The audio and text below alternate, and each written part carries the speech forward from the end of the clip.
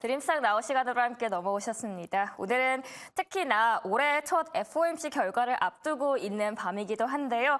글로벌 증시 흐름과 국내 전망 함께 알아보는 시간 갖도록 하겠습니다. 오늘 특별하게 기업공시연구소의 변영인 대표님 나와주셨습니다. 대표님 안녕하세요. 네, 반갑습니다. 네, 오늘도 또 깔끔한 진단 잘 부탁드리도록 하겠습니다. 전일 미국 증시 흐름부터 한번 짚어보고 시작을 해보도록 할 텐데요.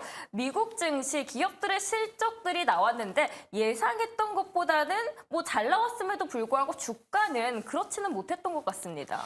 우선 미국 다우존스 지수는 사상 최고 신고가를 좀 갱신을 했었고요. S&P 500 지수도 전전 일장에서도 신고가 갱신을 했습니다. 나스닥도 최근에 굉장히 강했기 때문에 미국 증시는 연일 신고가 갱신에 관련된 어떤 단기적 부담감이 실적 호조에도 불구하고 일부 차익 매물이 좀 나오면서 이런 과정들을 좀 소화하는 구간이 아닌가라고 보고 있습니다. 다우존스는 0.35포인트 상승을 좀 했었고요. 나스닥은 0.76% 하락, 그리고 S&P 500 지수가 0.06% 정도 하락을 좀 했는데 우선 시장의 흐름들은 이 FOMC에 대한 이 정례 회의 결과에 관련된 어떤 기대감 내지는 여기서 이 돌발적으로 좀 나올 수 있는 변수 요인에 대한 어떤 우려감들. 그래서 시장이 좀 더 관망세로 좀 일관하는 것이 아닌가라고 좀 보고 있습니다.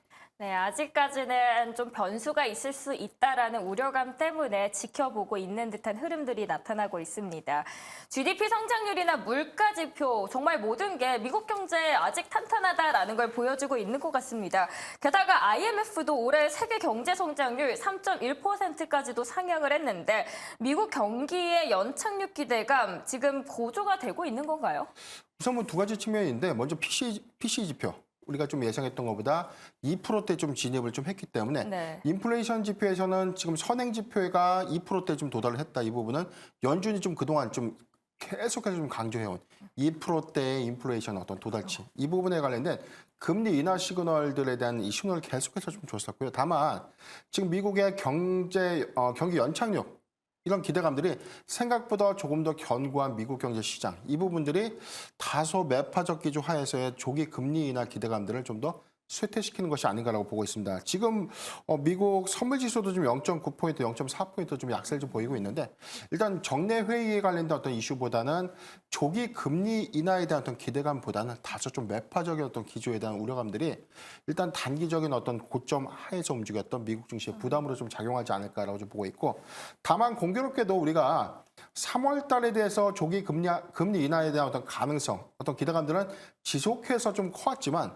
이게 연준이 그동안 3월 달에 금리 인하 하겠다라고 좀 결정한 바가 없었어요. 그렇기 때문에 우리가 너무나 앞서간 어떤 기대치지만 실망할 필요는 없다. 다만 올해 연내 금리 인하는 좀 더 가셔야 되지 않을까라고 좀 저는 보고 있습니다. 네, 정말 조기 금리 인하는 빠이빠이 할 수 있을지 한번 보도록 하겠습니다. 일단 채권 시장과 유가 동향 좀 보면 좋을 것 같은데요. 채권 시장의 변동성도 아침과 저녁으로 확실히 달라지는 것 같아요.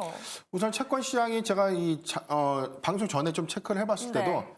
지금 10년 물국채가 4%대 초반. 여기서 조금 더 하락을 해준다면 3%대 진입도 좀 가능하지 않을까라고 보고 있기 때문에 일단 시장에 대한 어떤 우려, 단기적인 어떤 부담으로 좀 작용됐던 미국의 장기물 채권 금리가 이제는 조금 안정화 단계에 좀 진입하지 않았나라고 보고 있습니다. 다만 지금 확연하게 우리가 유가에 대한 어떤 전망치, 지난주에는 굉장히 유가 상승폭에 대한 어떤 우려가 중도발 리스크가 좀 있었음에도 불구하고 이 상승 여력이 좀 제한적이다라고 좀 말씀드렸는데 그럼에도 불구하고 유가가 지금 배럴당 77.8달러를 좀 돌파했다. 75달러를 좀 상회는 좀 했지만 아직 80달러까지를 돌파한 것은 아니기 때문에 영향은 크지 않다라고 보고 있지만 중동발 리스크가 점점 확전, 최근에 미군 그렇죠. 3명이 좀 사망한 사건도 좀 있었기 때문에 여기서 중동발 리스크가 계속해서 좀 더 부각이 된다면 유가의 변동성의 요인으로 좀 작용할 수 있는 요건은 있다라고 보고 있지만 아직 크게 우려할 수 있는 시그널은 아니다라고 보고 있습니다. 네, 이제 한국 시간으로는 내일 새벽이죠. 2024년의 첫 FOMC 발표가 임박했습니다. FOMC에서 가장 주요하게 보는 게 뭔지 궁금한데요. 일단 금리 동결은 거의 확실시가 된 것 같아서 큰 변화를 가져올까 합니다만 그 횟수도 중요할 것 같고 또 과연 파월이 어떤 발언을 할지 매파적인 좀 발톱을 보여줄지도 궁금하거든요. 우선 선물 시장이 지금 현재 약세를 좀 보이고 있다는 것은 다소 FOMC에 대한 어떤 기대감들이 우려감으로 좀 더 반영되고 있는 흐름들. 매파적 기조에 관련된 이슈가 좀 나온다고 하더라도 우리가 이걸 겁먹을 필요가 있을까라는 생각이 좀 있습니다. 좀 경기 연착륙이라는 것은 우리가 예상보다 견고한 미국 시장 그리고 고도화된 인플레이션들이 바닥을 찍고 다시 상승을 했다라는 어떤 시그널. 그래서 지금 3%대 미만으로 빠질 줄 알았던 이 소비자 물가 지수 이 부분도 아직 2%대 도달 못했다. 이 부분 좀 아쉽지만 저는 그 지표가 사실상 4분기의 유가에 대한 기조를 보면 선행지표 PPI 반영 관점에서는 2%대 진입은 조금 더 가시화가 되지 않겠나라고 좀 보고 있고 다만 이번에 매파적 기조 안에서에 대한 이 힌트는 좀 있지 않을까. 그래서 지금 뭐 패드워치의 경우에는 5월달 금리 인하 가능성이 좀 더 커지고 있다. 또는 올해 상반기 금리 인하 가능성이 좀 더 크다라고 좀 언급은 했어요. 그런데 우리가 너무 여기에 좀 맹신할 것보다는 아직 경제 동향, 인플레이션의 어떤 이 감소치, 최근에 어떤 유가 동향이나 이런 것들을 우리가 좀 고려해 봤을 때는 인플레이션은 체감 인플레이션이 좀 떨어질 수 있는 요인이 있다. 이거는 사실 5월 달에 금리 인하 가능성도 반면에 좀 커질 수 있지 않을까라고 좀 보고 있습니다. 5월 달에 대한 금리 인하 가능성도 있다라고 말씀을 해주셨습니다. 일단 저희가 FOMC 앞서서 주요 기업들의 실적 발표들이 줄줄이 나오고 있어서 이 부분들 한번 체크하고 넘어가 보도록 하겠습니다. 가장 먼저 MS였죠. 기대감이 너무 컸던 걸까요? 왜 이렇게 주가는 하락했죠? 근데 이게 MS가 호실적을 좀 발표를 했는데 주가가 좀 더 보합권에서 약세 마감 좀 했어요. 그런데 이게 사상 최고가 그동안 갱신을 좀 했기 때문에 저는 이 주가에 대한 어떤 이 기대치, 이 부분들이 실적 기대감을 먼저 반영했다고 보고 있습니다. 그래서 여기서 실적을 발표를 했는데 MS의 주가가 오히려 오르는 것이 아니라 소폭 하락을 했지라고 좀 의아할 수 있는데 이 부분은 실망할 게 아니라 MS가 최근에 애플을 꺾고 시총 1위를 좀 탈환했다 다시 밀려났다 그런 흐름들을 보여주고 있다는 것은 일단 AI 시장이 개화가 됐고 여기서 앞으로 파생될 수 있는 플랫폼 영역의 확장세 이 부분은 MS가 기존에 애저 매출이 굉장히 좀 크게 증가했다고 하는데 여기서 GPT 기술을 접목시키면서 AI 관련된 매출 서비스가 올해 좀 더 커질 수 있다는 힌트를 얻을 수 있었다. 그렇기 때문에 2023년도의 추정치보다는 올해 가이던스가 더 상향될 수 있고 여기에 관련된 실적 전망치를 고려해 봤을 때는 MS가 애플을 좀 더 꺾을 수 있는 날이 또 오지 않을까 저는 그렇게 보고 있습니다. 애플을 꺾을 수도 있는 날이 올 수도 있다라고 하셨습니다. 제가 사실 어제 MS 실적을 보고 네. 좋네. 근데 주가의 흐름을 보니까 좀 내려갔더라고요. 그래서 이때다 하고 제 그 채팅방 메모장에 네. MS라고 적었습니다. 네. 오늘 장이 열리면 이걸 매수해야겠다. 매수의 기회로 삼아도 되겠습니까? 조금 조정을 받는데. 더 왜냐면 좀 기다려야 되니까. 그렇죠. 지금 뭐 FOMC에 대한 어떤 결과치 여기에 관련된 어떤 이 메시지를 좀 한 번쯤 확인해 볼 필요가 있지 않을까라고 보고 있어요. 오늘 국내 증시랑 좀 비교를 한다면 오늘 코스닥이 더 약했고 코스피도 장 후반에 이 약세 마감 좀 했는데 미국 선물 시장도 아직은 약세로 출발하고 있고 미국 FOMC의 영향에 따라서 오늘 전체적으로 최근에 단기 급등을 했던 기술주들의 어떤 주가 추이가 조금 조정의 빌미로 좀 작용할 수 있는 요인이 있기 때문에 오늘 당장보다는 FOMC의 어떤 메시지 확인 이후 주가 추이를 보고 접근해도 늦지 않다라고 좀 판단을 해봤습니다. 네, FOMC 이후에 추이를 보면서 확실하게 이 변화 추이가 완성이 되면 그 이후에 MS를 매수하셔도 좋다라고 말씀을 해주셨습니다. 자, 이번에는 알파벳 또한 성적이 잘 나왔는데 또 빠졌습니다. MS와 비슷한 흐름을 보여줬는데 알파벳은 왜 그런 걸까요? 지금 22년 이후 분기 최대 매출을 달성했다. 굉장히 네. 호실적인데 그러니까 시간에서 거의 5.7%가 좀 하락했어요. 본장에서 1.3%, 시간에서 5.7%가 좀 하락을 했는데 그런데 여기서 원인을 좀 찾아보니까 이 광고 매출 부분이 엔더믹 전환 이후에 최저치로 이 증감률을 좀 소폭 감소했다. 이 부분이 이게 우려감으로 좀 작용할 수 있는 일인가라는 관점에서 좀 해석을 해봤는데 일단 뭐 팬데믹 이후에 광고 매출의 어떤 성장세가 지금 둔화됐다는 시그널이 주력 사업 매출 부분에 대한 우려감으로 좀 작용을 했지만 저는 이게 일시적인 요인이다. 경기 침체 관련된 영향도 좀 충분히 있었을 것이고 2024년도도 사실상 경기 연동 가능성에 대한 이 광고 매출 수익원에 대해서는 이 가부가 좀 달라질 수는 있다라고 좀 보고 있지만 지금 여기서 과대 낙폭 이 부분에 우리가 좀 실적과 좀 연결지는 것보다는 최근에 어떤 기술주가 그만큼 강했고 관련된 어떤 추정치 그다음에 어떤 이 세부 사업단의 매출 부분이 감소됐던 영향이 하락을 좀 이끌지 않았나라고 보고 있습니다. 네, 마지막으로 AMD 하나 더 여쭤보도록 하겠습니다. AMD가 저조한 매출 전망에 AI 반도체 수요 우려감에 이 시간을 주가가 좀 내려갔는데 거기에다가 뭐 투자 등급에 대한 하향 소식도 있었죠. 예, 일단은 좀 인텔도 그렇고 AMD도 그렇고 지금 2024년도 가이던스가 조금 하회했다. 네. 보수적으로 좀 집계가 됐다. 이 부분이 굉장히 좀 필라델피아 반도체 지수에도 좀 영향을 좀 끼쳤고 그래서 이 투자 의견, 아웃퍼폼도 좀 하향 조치됐다. 이 우려감 때문에 지금 시간에서도 굉장히 좀 많이 빠졌고 시간에가 한 6% 정도 빠졌어요. 그렇기 때문에 이게 단기간의 어떤 우려감으로 좀 봐야 될 부분인가라고 좀 보지만 우리가 업종이라고 봤을 때 업종과 업황을 우리가 좀 비교해 봤을 때는 IT 그리고 반도체 부분, 특히나 AI 관련된 매출 부분은 올해 계약이 안에서의 가장 큰 수혜를 볼 수 있는 업종이다라는 관점에 이견이 없다는 것이죠. 그렇기 때문에 지금 보수적인 가이던스, 지금 삼성전자도 오늘 뭐 세부 실적 안에서는 이 디램에 대한 어떤 재고 추정을 늘리기보다는 감산 체제를 당분간 좀 유지하겠다라는 어떤 네. 그런 내용들 좀 메시지가 좀 있었어요. 주가에 좀 일부분 좀 영향도 좀 있었지만 여기가 좀 걱정할 부분인가라는 생각이 좀 있거든요. 그렇기 때문에 반도체에 관련된 업황 부분은 다소 보수적인 부분보다 이로 인해서 주는 조정의 기회는 오히려 매수의 기회로 판단된다라고 좀 말씀드리고 싶습니다. 네, 오히려 AMD는 매수의 기회가 될 수 있다라고 말씀을 해주셨습니다. AMD로 인해서 오늘 삼성전자, SK하이닉스 약세가 좀 두드러졌는데 국내 증시에 주는 영향력은 내일까지도 미칠 수 있을까요? 일단은 지금 영향력은 좀 있을 수 있지 않을까라고 좀 보고 있는데 지금 일단 뭐 반도체 지수가 회복이 된다고 해서 우리 증시에 대한 영향이 크게 좀 작용한다 이 부분보다는 지금 최근에 우리 개별주의 흐름들 좀 보면 반도체 섹터가 1월 들어서 굉장히 좀 강했죠. 네. 단기간 상승폭도 가장 컸고 관련된 세부 테마도 굉장히 강했습니다. 그런데 이게 단순하게 실적과 연동해서에 대한 기대치도 있었고 단순하게 신기술, 뭐 CXL이라든가 온디바이스 AI, 온센서 AI, 뭐 PIM 뭐 좀 자고 일어나면 새로운 기술의 뭐 테마만 붙이면 주가가 계속 좀 올랐던 장세였기 때문에 이 증시의 어떤 왜곡 현상들이 현재 지금 이 차익 실현을 거쳐서 좀 주가의 어떤 조정의 빌미로 좀 작용을 했지만 이 왜곡 현상들이 좀 완화되는 과정이 아닌가라고 보고 있습니다. 이제 애플도 한번 보도록 하겠습니다. MS가 애플을 한번 더 앞지를 수 있다라고 하셨는데 애플도 만만치 않습니다. 현재 시간으로 2월 1일에 목요일에 실적 발표를 앞두고 있어요. 어떨 것 같이 보이시나 한번 여쭤보고 싶고 또 AI에 대한 이야기가 계속 안 나오고 있거든요. 애플은 또 유명하기도 하죠. 완벽하지 않는 이상 섣불리 말을 하지 않는데 과연 이번 실적 발표에서 AI에 대한 수익화 이야기가 좀 나올 수 있을지도 궁금하고요. 2024년도 교체 수요량이 좀 크다라는 이야기도 있어서 기대도 됩니다. 한편으로는.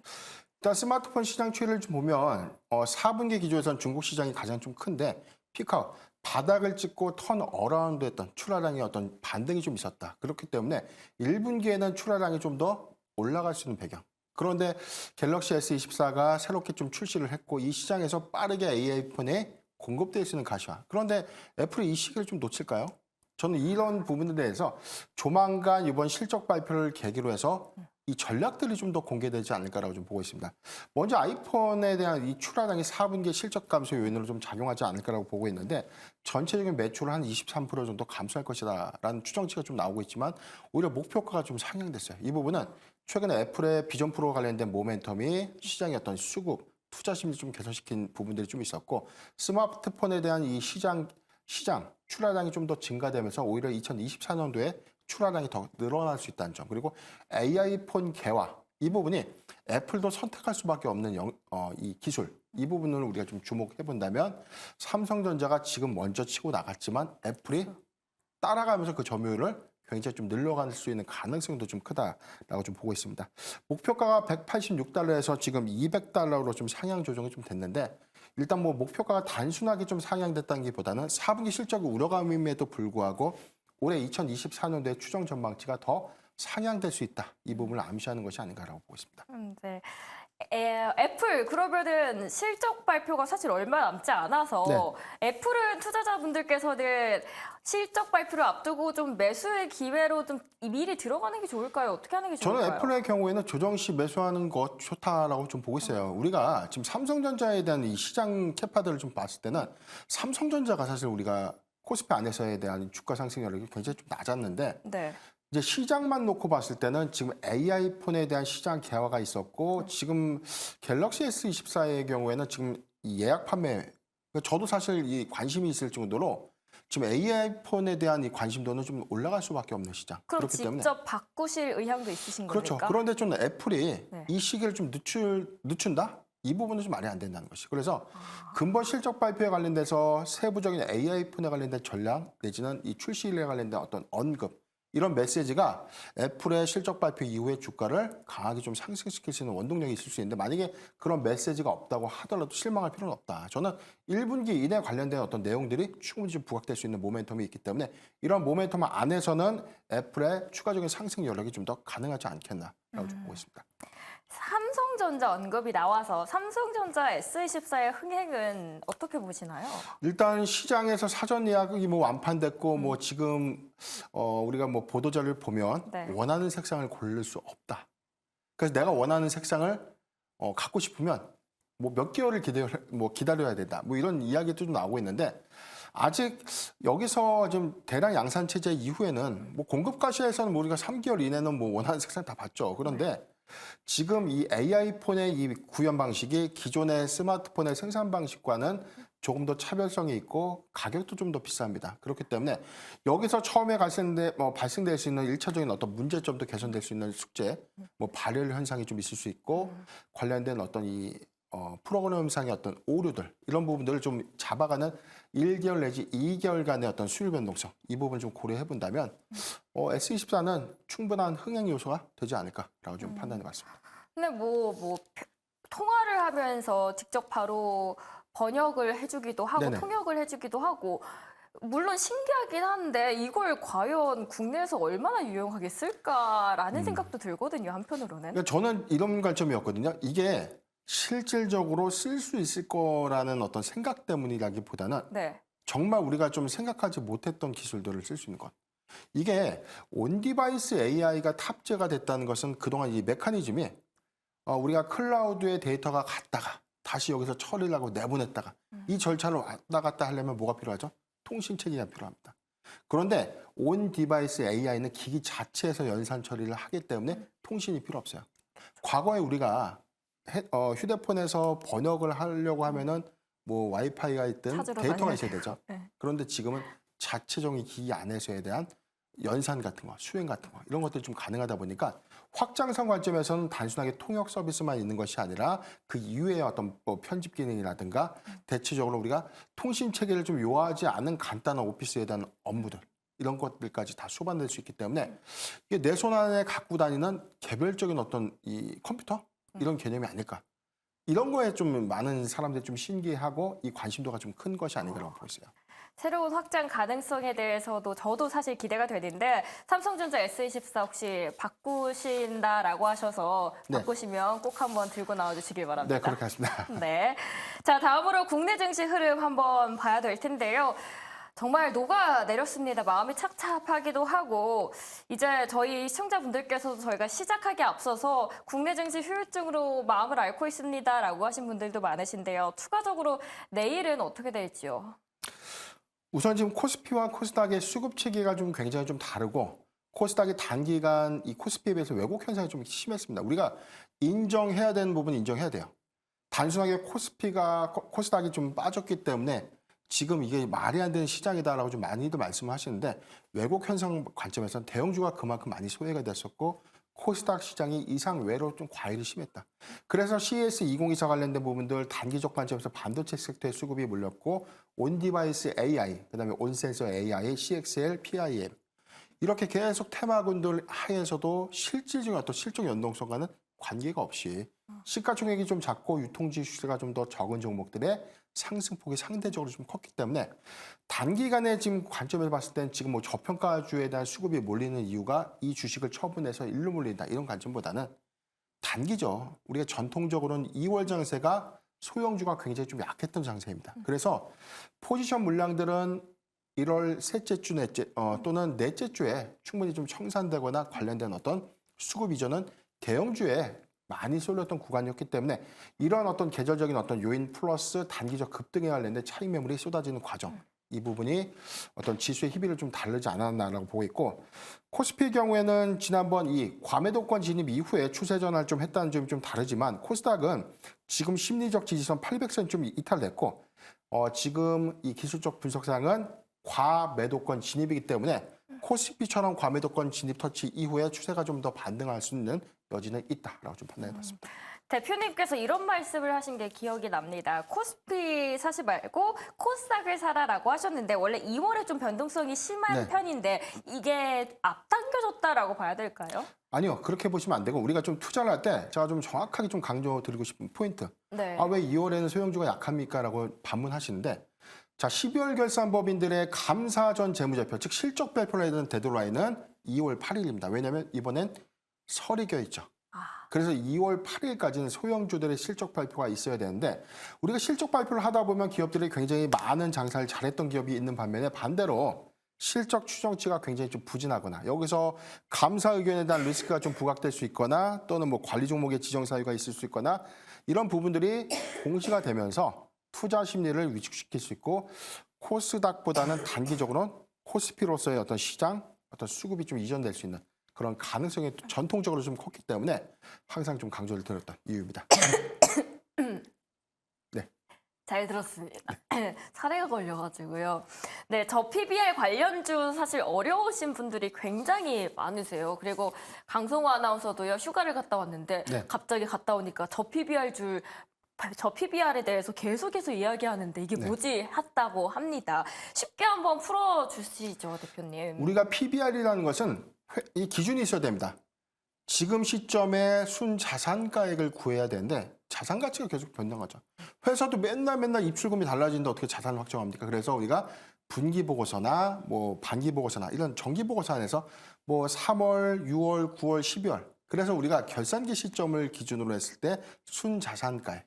그래서 쉽게 말하면 이 회사는 오늘자로 부채를 다 정리하고 순수한 자산만 남겨놓고 봤더니 이 자산 금액이 시가총액 대비해서 몇 프로에 대한 비율을 갖고 있느냐. 그래서 한 배 미만인 종목들을 저PBR, 저평가 종목이다라고 우리가 이야기를 하는 겁니다.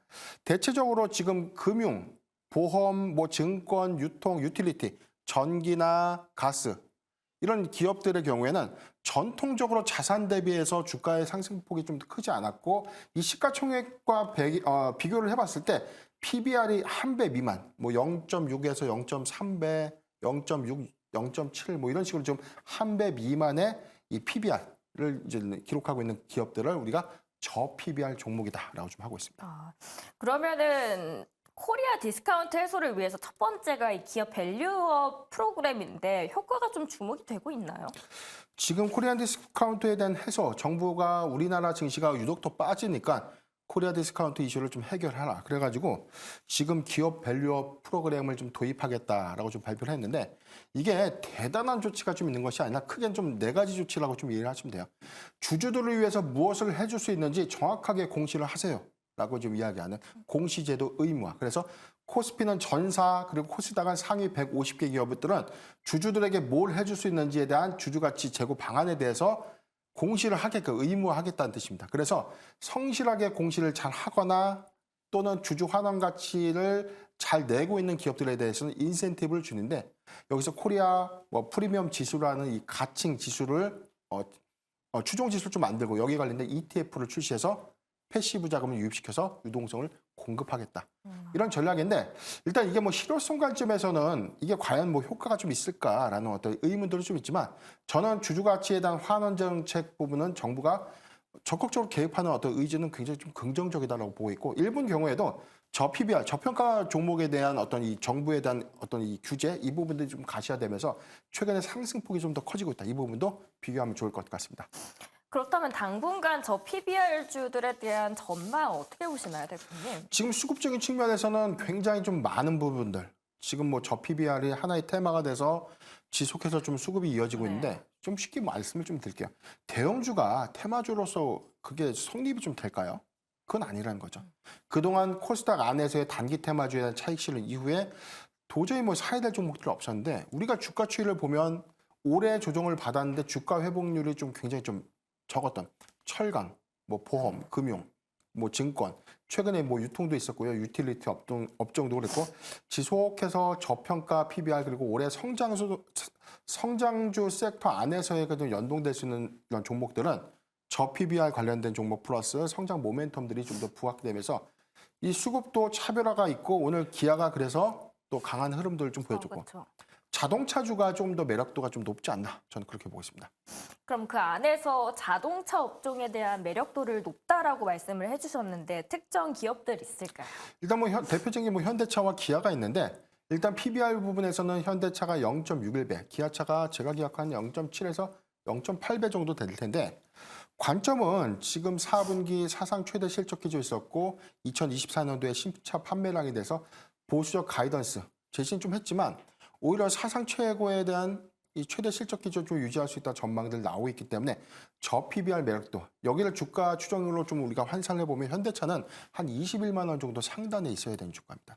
그런데 오늘 주가가 한 19만 원대 형성되고 있고 기아차가 오히려 실적 기대치 그러면 이 신차 판매량에 대한 어떤 증감치가 현대차가 0.6%인데 기아차가 3.1%이 부분이 좀 증가된 포인트 이 부분을 기억하면 좋을 것 같습니다. 네, 오늘의 핵심들 쏙쏙쏙 뽑아서 알려주셨는데요. 오늘의 포인트들 꼭 참고해 주시길 바랍니다. 시청자분들께서요, 대표님 점점 젊어지십니다라고 해주셨거든요. 그 네. 비결 다음 주에 꼭 알려주시길 바랍니다. 감사합니다. 네, 다음 주에도 뵙겠습니다. 오늘 함께해 주신 변영인 대표님 이만 보내드릴게요. 늦은 시간까지 고맙습니다. 네, 감사합니다.